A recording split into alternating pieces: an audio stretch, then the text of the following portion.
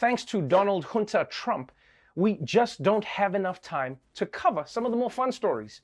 For instance, the Washington Post is reporting that the Prime Minister of Israel, Benjamin Netanyahu, has been bringing suitcases full of dirty laundry with him whenever he visits the US. And he does this because all the laundry gets cleaned for free by the president's staff at the White House, which is pretty wild.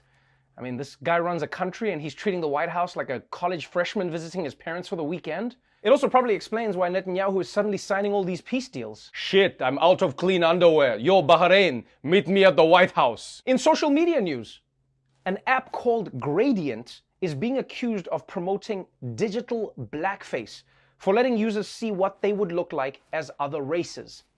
And look, I don't know if this counts as blackface, but I do know this counts as a shitty app, because that is not what you would look like as a black person. That's just another person. Also, if you're a white person, you don't need a filter to see what you would look like as a European. That's what you is. And then, in Coronavirus is Ruining Everything news, it was just announced that the annual New Year's Eve ball drop in Times Square will be going virtual this year. Which means now, if you want to pee your pants waiting for midnight, you're going to have to do it at home. And I'll say this, canceling New Year's Eve is a great call. Yeah, I said it. I learned my lesson with 2020. From now on, I'm not celebrating a year before we get to see if it's good first. Yeah, we should see how 2021 goes, then decide whether or not we want to throw it a party. You have to earn the right for me to celebrate you by vomiting in Times Square from drinking too many White Claws. It's a privilege. But I'll be honest, folks, it's hard to care too much about ball drops or dirty laundry or whatever Asian Scott Disick is up to when the world's oldest democracy is about to become the world's newest dictatorship.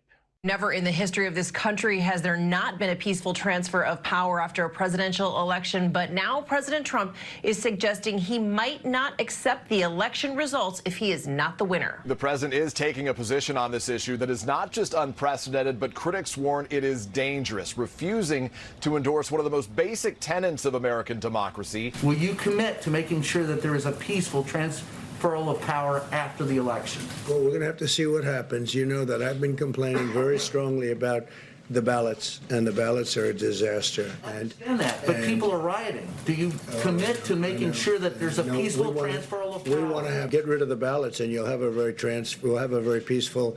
There won't be a transfer, frankly. There'll be a continuation. Holy shit! I never thought I would see the day where an American president would threaten not to accept an election defeat. Because let's be honest, this is something you hear about in some random country where America steps in to enforce democracy. I feel like now it's only fair that those countries should send peacekeepers to the US. Well, refusing to give up power, rampant disease, and high unemployment. Who's the shithole now, huh? I will say, man, Donald Trump has gone on quite the journey. The man spent his entire life as one of the world's most famous landlords, and now he's turning into the world's most famous squatter. I bet even if Joe Biden wins, they're gonna find Trump in the White House basement someday living that parasite life. But on the real though, this is a legit problem, because a peaceful transfer of power is the cornerstone of a healthy democracy. And by Trump saying that he refuses to leave peacefully, he's basically threatening a coup. I mean, unless maybe what he means is that he will leave, but he just thinks it's more interesting if there's a fight on the way out. Which I don't totally disagree with. Can you imagine how fun it would be if the incoming president always had to fist fight the outgoing president? Yeah?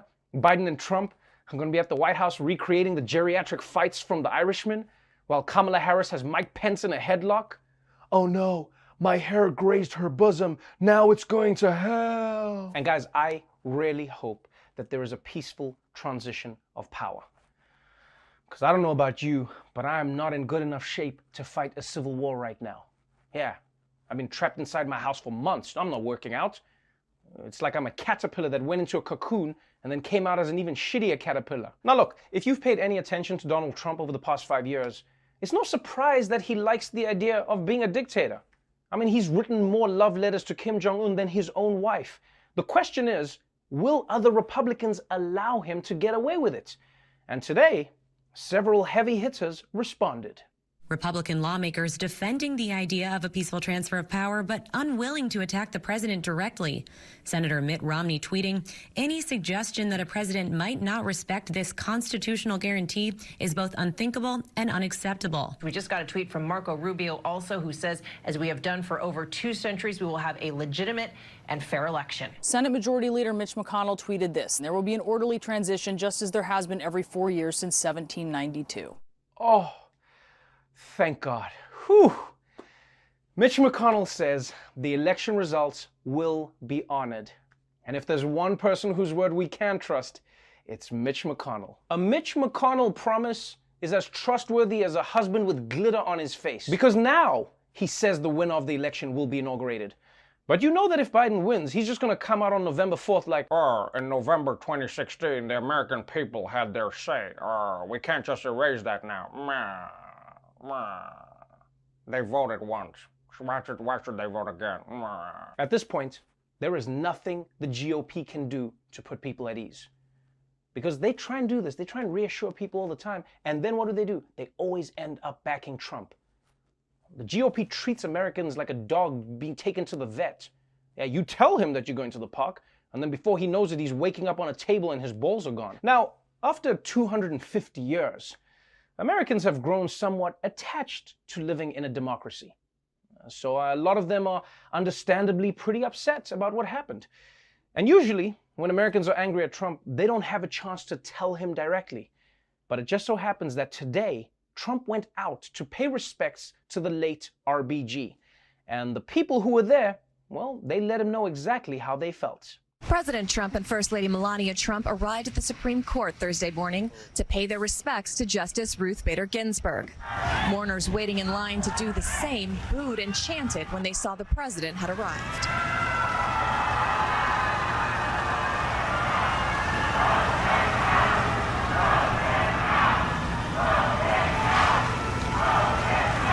Ooh, that must suck. It's like Trump's Twitter mentions turned up in real life. Do you know how bad you have to be to get booed at a funeral? Basically, people are like, 2 things have happened here, death and you're the one we're gonna boo. Although Trump is so oblivious, he probably turned to Melania as they left and was like, what did you do to those people, Melania? They didn't like you. They didn't like you at all. But I will say this though, kudos to the president. I mean, I half expected him to kick RBG's coffin over and start cursing at the crowd, but instead, he kept his composure. It almost makes me wonder what was going through his head.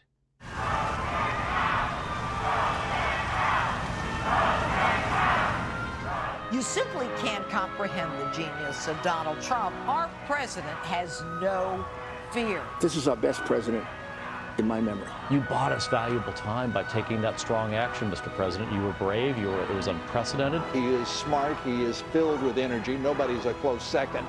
And he gets more done in a day than any other president I've been aware of over the course of my life. My father isn't deterred by defeatist thinkers. The word impossible, well, it only motivates him.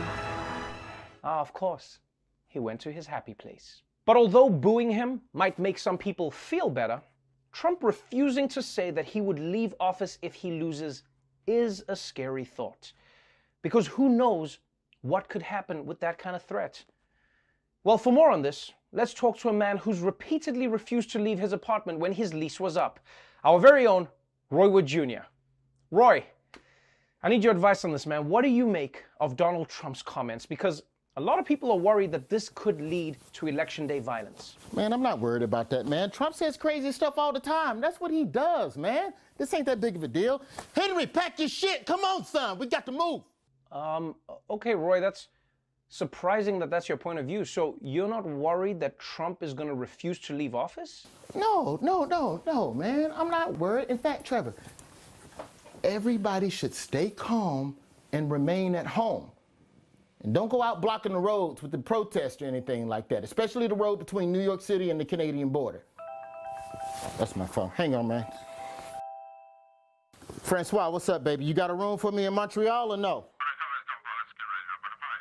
All right, that's what's up. My dog. I knew you'd come through. I hit you when we on the road. Roy, what's going on over there? It looks like you're packing for a big trip. No, I'm just testing my bag. You ain't never test your bag just to make sure that the clothes, 50 pounds, you ain't never. Look, it's not like I'm about to leave America before Donald Trump declares himself king for life. And even if he was going to do that, Trevor, don't you trust his fellow Republicans to stand up to him? Well, you know, when you put it like that, it actually makes me more worried. No, Trevor, don't be worried. This is America. We're going to get through this, man. You can bank on it. Which reminds me, I need to close my bank accounts. Hey, I got to bounce, man. I'm going to get with you, brother. Okay, Roy, why would you? You know what? I'll check in with you later on the show. Does that sound good? I mean, you can do whatever you want, man, but you ain't going to see me again. Listen, everybody just needs to stay calm and remember that we're going to get through this. Henry, come on, son. Just grab a toy. God damn. Roy? Roy Wood Jr., everyone.